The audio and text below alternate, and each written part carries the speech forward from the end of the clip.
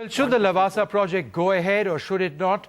And is there an argument, a case being made out by Ajit Gulabchand, the chairman of the Lavasa project, which perhaps the government needs to look at more closely? Joining us now, Ajit Gulabchand, chairman and managing director, HCC, to give us his standpoint on this. He's also joined over here in the studio by Debi Goenka, executive trustee, Conservation Action Trust. Thanks very much for being with us. Mr. Gulabchand, now, the Environment Ministry has said, and I quote, as the precondition on the credible action on violation of Environmental Notification 2006 has not been complied with, the ministry is unable to issue the environmental clearance. So it's one thing, sir, for you to say that you have now been in a position to meet all the 5 environmental guidelines which the centre has stated, but there is still no credible action against you, and therefore the government says that, look, Lavasa can't go ahead. How do you react to that?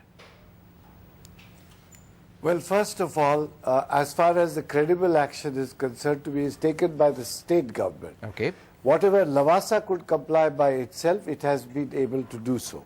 So what the state government did or did not do, Lavasa cannot be held responsible. You must also remember that these 5 preconditions that were put, only one is not being met, and that is by the state government.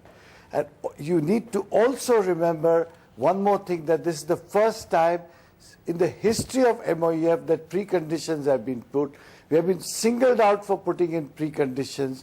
There are also conditions, some of them which are beyond the jurisdiction of the Minister of Environment and Forests, and yet they have been complied with by Lavasa Corporation. So therefore, yes, from that point of view, why is this environment clearance being withheld? Well, it is extremely important.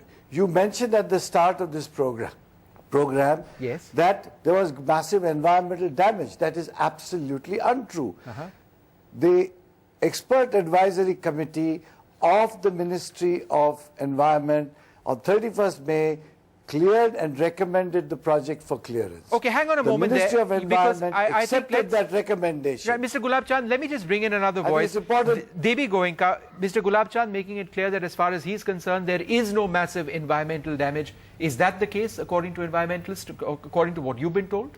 Well, I've had the pleasure of visiting the site, and I had to actually sneak in because the security there is so tight that people like me are not welcome there. And from what I could see is a lot of hill cutting has taken place.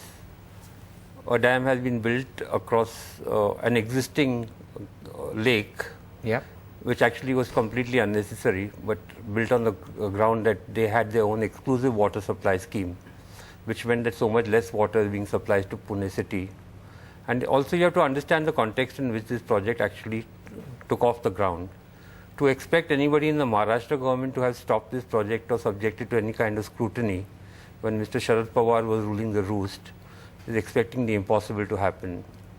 So to my mind, the ministry actually has been presented with the fait accompli by the Maharashtra government. The fact that there has been court pressure for them to do whatever they have done, yes, I must say it is to the credit of the present minister that she has stuck to her guns and taken the decision that she has taken. NDTV's cricket app, Android and iPhone, fastest scorecard, special analysis, and much more. Download free. ndtv.com/apps.